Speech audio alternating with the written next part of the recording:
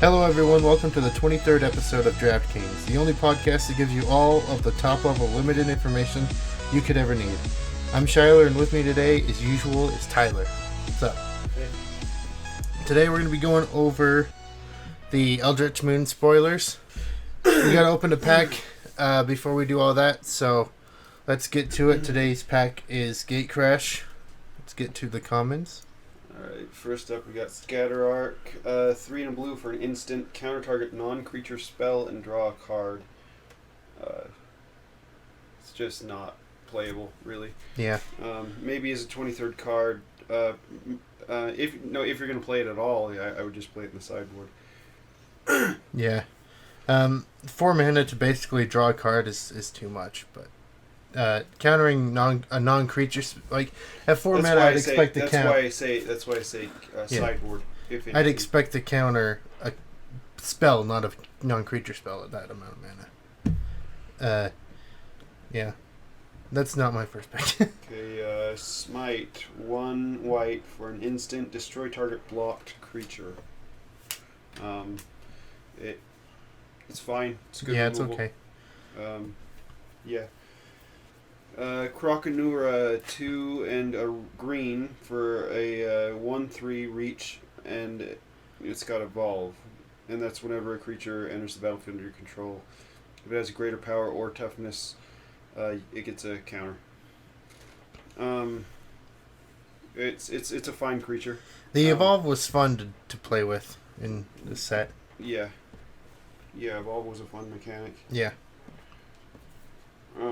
Bioshift, 1 green-blue hybrid for an instant. Move any number of 1/1 counters from target creature onto another target creature with the same controller. This could be good, but it's definitely not a first pick card. No, yeah, only in specific decks after it's gone around at least like once. Yeah, definitely.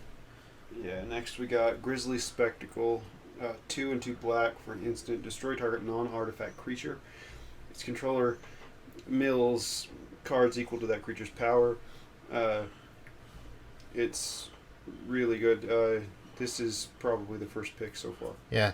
One of the Very best good. removal spells in this set, I believe. Yeah. It might even be the best removal spell. This set wasn't too good on removal. Yeah.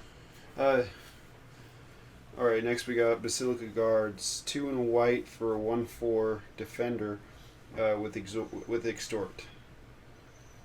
The Extort is good, but having it's good. Yeah. It's a good card. Yeah. Having 4 toughness is good. Really 2 good. and white for a 1/4 is really, really good and limited. Mm-hmm. Block all day. Mm-hmm. Spell Rupture. 1 and a blue for an instant. Counter target spell unless its controller pays X, where X is the greatest power among creatures you control. I wouldn't play this. Yeah, it's I wouldn't pick a it. set syncopate, pretty much. Yeah. Like it's 2 mana, and it could be counter for 6 or something. But yeah, I wouldn't play this because it relies too much on having a big creature. Alright, we got Simic Guildgate, which is a land. Enters the battlefield tapped and taps for a blue and a green. A blue or a green. Great in the Maze's End deck. Yeah. Any dual lands in limited are playable. Yeah. Not to mention this one has the best art too. That's debatable. For this, depending on the person. Well, it's definitely the most vibrant art on a Guildgate. The other ones are kind of dull, but anyway. Alright, we got Zerichi Tiger. It's a 2/3 for 3 and a white. It has pay 1 and a white and tap it, and you gain 2 life. Power and toughness for the mana isn't really good, and the ability's fine. Yeah, but I mean the fact you have to pay 2 mana to get and tap him to get 2 life seems like a little much. He's not going to survive. Yeah. Alright, next we got Bomber Corpse, 1 and a red for a 1/2 with Battalion. Whenever Bomber Corpse and at least 2 other creatures attack, It deals 1 damage to target creature or player. It's good in an aggressive deck. It's fine in an aggressive deck. Battalion I was like it. was really good. Yeah. Makes everything attack when you have make everything attack. no, it doesn't make everything, but you want to attack with a lot of creatures if you have Yeah. Battalion out. Yeah, this is just added damage when you do get a big battalion attack in. Mm-hmm. All right, those are the commons. So we'll get to the Vanilla 1, 2 for uncommons. 2 is pretty good. Yeah. All right, Merfolk of the Depths, 4 and 2 blue-green hybrid for a 4/2 with flash. I don't particularly like a 4/2 for 6. I don't really like anything that like is 6 mana with flash. That's like I mean, maybe you can flash it in and block and kill something. That's just a lot of mana to keep up. At the same time as maybe triggering a couple evolves. Yeah. It might be okay there. Yeah, I just Not think that's otherwise. too much mana to keep up on someone else's turn. Yeah, not otherwise. Yeah. It'd almost be better if it had unblockable or something. Then Or maybe if it was just That. a 4/4. yeah. Okay, we've got Hindervines, 2 and a green for an instant. We've got a lot of instants in this pack. Mm-hmm. Prevent all combat damage that would be dealt this turn by creatures with no one counters on them. It's a fog effect, It's a sideboard sort card. of. Yeah, I don't think I'd ever. Sideboard first card pick against this. an aggressive deck. Yeah. Probably playing it if you're playing a blue-green deck. Mm-hmm. All right, Miming Slime. 2 and a green for sorcery. Put an XX green ooze token on the battlefield where X is the greatest power among creatures you control. This could be really good. Could be good. Yeah, it could be Could good. be good. Could be bad. Yeah. Could be a lot of things. You have to get your big bomb or your big Yeah. creature out before you can even use this. So I don't know. I don't particularly like it unless I'm already in the right deck. Yeah. All right, those are our uncommons. Now let's get to our rare of the pack. Which is Godless Shrine. It's a plain swamp. It's a land. When it enters the battlefield, you may pay 2 life. If you don't, it enters the battlefield tapped. Yeah. Shockland. Obviously, people would probably pick this up for value. Yeah. But If I weren't drafting that for value, it would just be Grizzly Spectacle. yeah, I think Grizzly Spectacle is the clear first pick. Yeah, it's clear. There's nothing else that goes above that. Like kill second- spells are always high on. people's Second pick to list. that, if I'm not drafting for value, it would probably be the Basilica Guards. Yeah, I'd take that or Croconura because Yeah, Evolve's Croconura, fun. you're getting good value out of that too. Yeah. All right, so that's the pack. Now let's get to the Eldritch Moon spoilers. So they'll appear up on the screen as we're talking about them. But first, we're just going to go over the mechanics for now. The first one we'll go over is Emerge. And do you want to talk about Emerge, or do you want me to? Emerge is basically an alternate cost on the card that it allows you to pay. You can pay its Emerge cost and sacrifice a creature, and if you do sacrifice a creature and pay the Emerge cost, it's discounted. So, like say on this card, Decimator of the Provinces, instead of paying 10. You can pay 6 and 3 green or whatever. Let's say you sacrifice a 3 mana creature. You're paying 3 and 3 green for a 7/7 creature. So With trample and it basically discounts the cost, but you increase the chance of 2-for-1ing yourself. Yeah. But yeah, that's basically what Emerge is. Mm-hmm. It just discounts the cost at the risk of a 2-for-1. A really easy way to get a cheaper creature, but yeah, a whole lot more risk involved. Another card that has Emerge is Elder Deep Fiend. It's an 8-drop, 8 colorless for flash, and it's a 5/6, and when you cast it, you tap up to 4 target permanents. Really good. It also has a merge for 5 colorless and 2 blue, so you could sack a 5 mana cost creature, and it is only 2 blue mana. It's weird that it turns from colorless mana to blue mana. It's weird. And it also changes the color identity of the card. This is a blue card because it's got a blue ability on it. So color identity of this card is blue. Holy crap, I didn't even think about that. Yeah. So think about that in Commander if you're going to play it. Yeah, don't hope to put this in like a red deck, because it won't work. Yeah. Alright, so that's Emerge, pretty simple. Next we have Escalate. So we'll go with Blessed Alliance for this mechanic. It's a 2-drop instant with Escalate for 2 colorless, so you can pay this cost for each mode you choose beyond the first.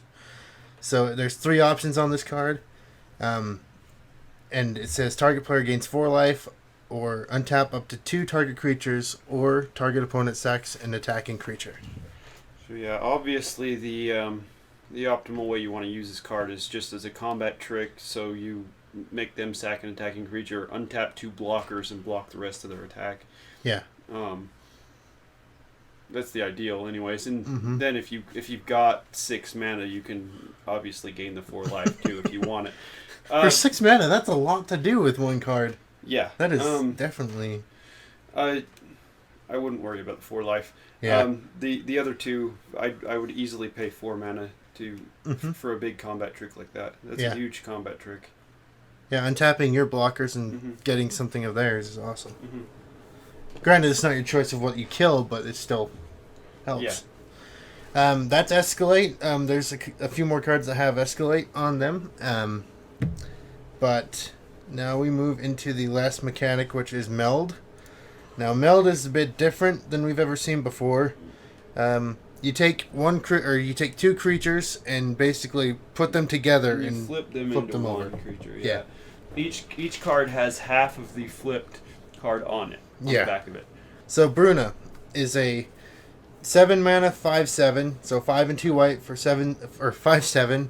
And when you cast Bruna the Fading Light, you may return target angel or human creature card from your graveyard to the battlefield, and she also has flying and vigilance.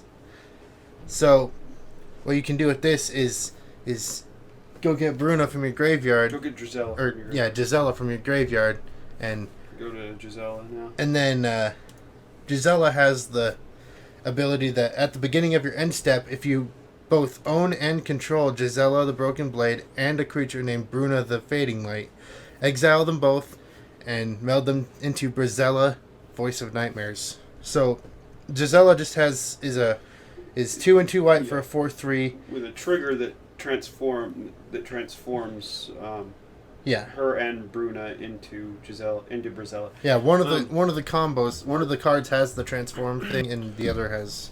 Worth noting, if you return if you after a card's been melded, so it's on the flip side with both of the cards, right? Yeah.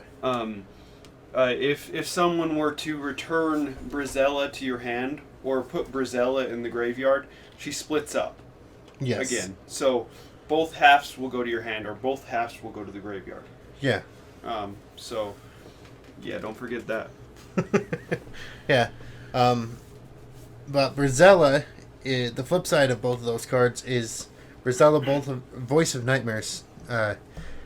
It's a 9/10 Eldrazi with flying, first strike, vigilance, and lifelink, and your opponents can't cast spells with converted mana cost 3 or less. So basically it avoids like 95% of removal.